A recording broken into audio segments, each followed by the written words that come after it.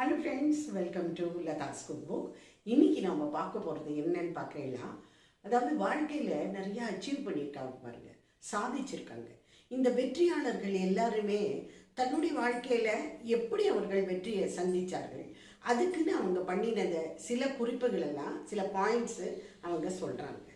அது என்னங்கிறத பார்ப்போமா, ஒவ்வொன்றா பார்க்கலாம். ஒரு 10 பாயிண்ட்ஸ் போல் நம்ம இது பார்க்கலாமே, ஒரு 8 10 பாயிண்ட்ஸு நம்ம பார்க்கலாம். இதில் என்ன சொல்கிறாங்கன்னா, முதல் பாயிண்ட், இது எல்லாருமே குறிப்பாக அதை எடுத்துக்கணும்.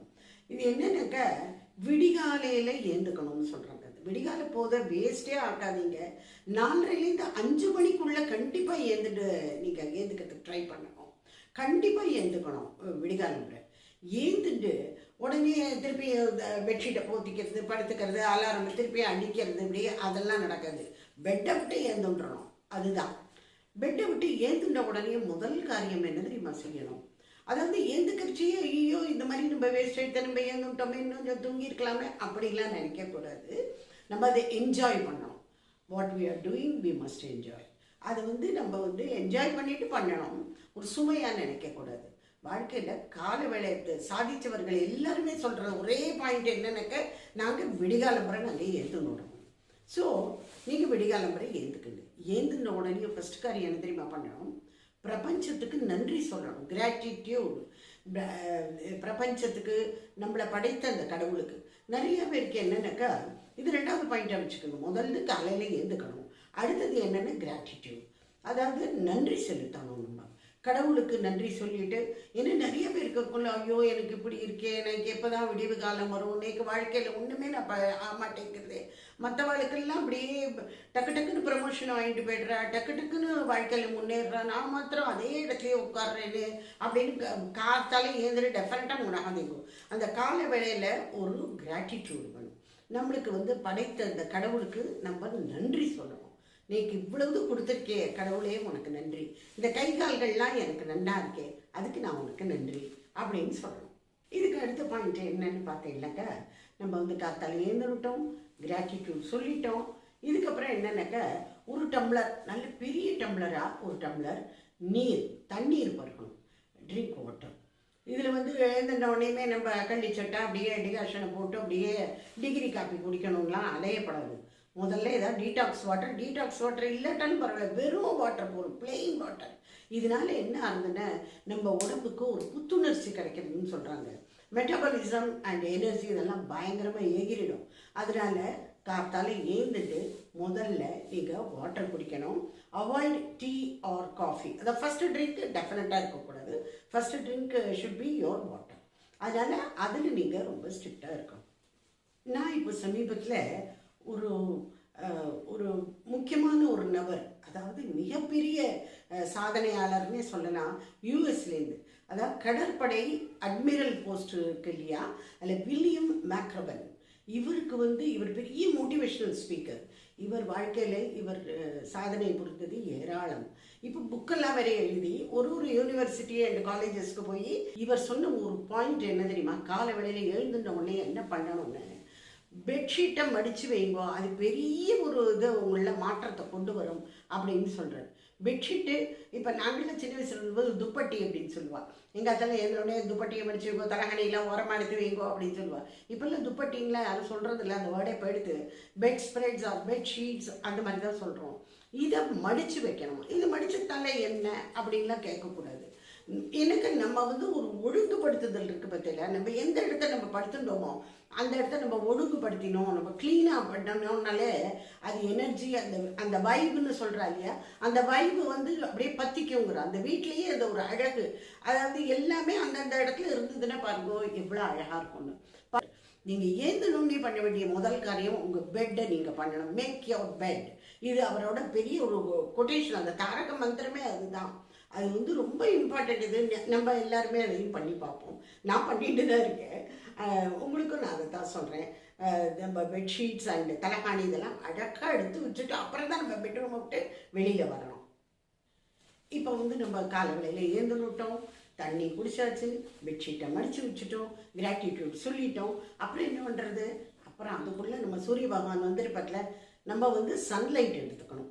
இது பாருங்க, இப்போ எல்லாருக்குமே வைட்டமின் டி அப்படிங்கிறது குறைவாக இருக்குது.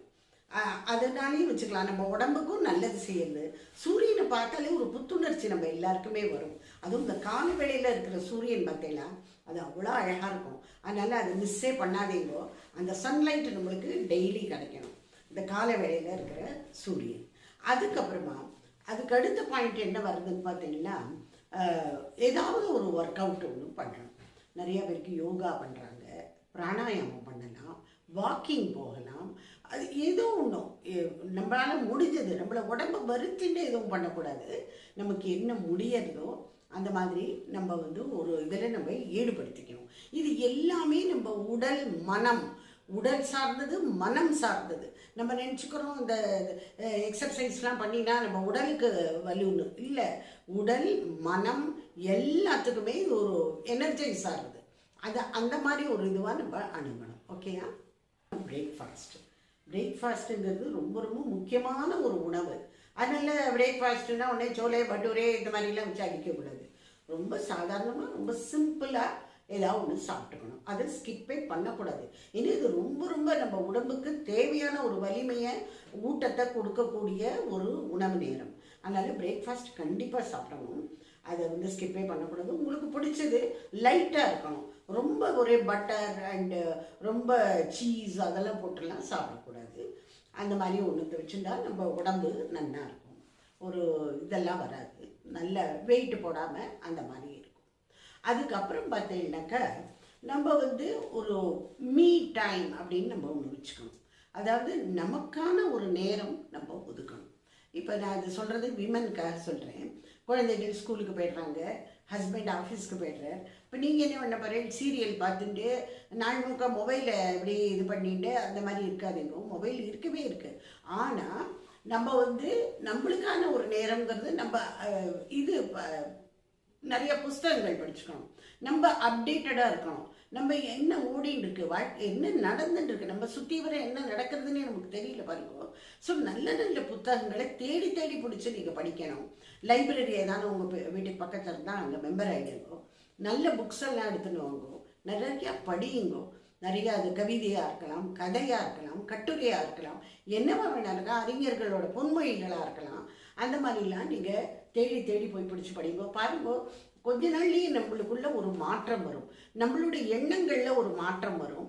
இதை நீங்கள் கண்டிப்பாக நீங்கள் தெரிஞ்சுப்பீங்க. நம்ம கூடிய வரைக்கும் வந்து நம்மளுடைய குடும்ப உறுப்பினர்களோட ஃபேமிலி மெம்பர்ஸ் அப்படின்னு சொல்கிறோம் இல்லையா, எல்லாரும் சேர்ந்து ஒரே இடத்துல இருக்கிற மாதிரி பார்க்கணும். இப்போல்லாம் ஒர்க் ஃப்ரம் ஹோம்னு ஹஸ்பண்ட் ஒரு ரூமில், ஒய்ஃப் ஒரு ரூமில் வேலை செய்ய தான் வேண்டியிருக்கு. டு அவாய்ட் நாய்ஸ் அவங்க கதவையே சாத்திக்கிறாங்க. அதில் ஒன்றும் தப்பு இல்லை, இன்னும் ஒர்க் பண்ணுறாங்க. ஆனால் இந்த ஒர்க் நேரம் போக மீதி சாப்பிட்றதோ இல்லை டிவி பார்க்குறதோ இல்லை அன்றாடம் என்னென்ன நம்ம சந்தித்தோம் அப்படிங்கிற இதெல்லாம் இருக்கு இல்லையா, பலவித பிரச்சனைகள் அது இதெல்லாம். அந்த மாதிரி இருக்கிறச்சே ஒரு ஃபேமிலின்னு இருக்கும்போது எல்லா மெம்பர்ஸும் ஒரு இடத்துல கூடினா தான் அது ஒரு ஃபேமிலியாக அது பார்க்கறதுக்கு அழகாக இருக்குது இல்லையா. அது சாப்பிட்ற டைமாக இருந்தாலும் டைனிங் டேபிளில் எல்லோரும் ஒன்றா சேர்ந்து சாப்பிட்டா அதனால வந்து உறவுகள் பலப்படும்.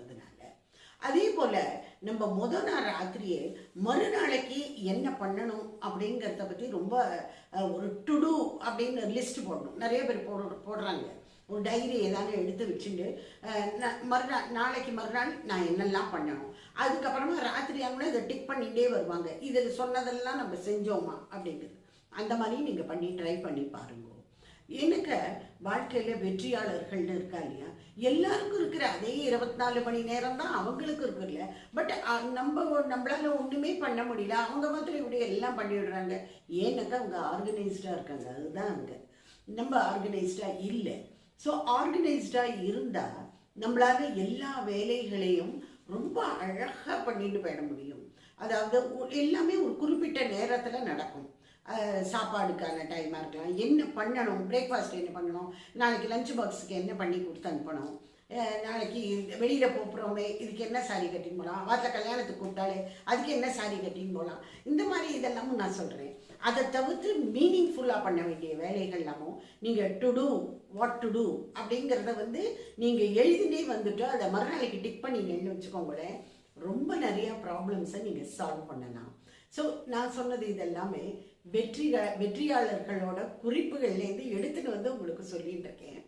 நம்ம எல்லாருமே இது எல்லாத்தையும் ட்ரை பண்ணலாம். ஒரு மாதம் நம்மளுக்குன்னே ஒரு சேலஞ்சு வச்சுக்கோமே, ஒரு மாதம் நம்ம இது எல்லாத்தையும் ட்ரை பண்ணுவோம். கண்டிப்பாக நான் நினைக்கிறேன் நம்மளாலையும் சாதிக்க முடியும். நம்மளும் எல்லாத்தையும் ஈஸியாக நம்ம கடந்து போயிட முடியும்னு. சரியா? ஓகே தானே? பாய்.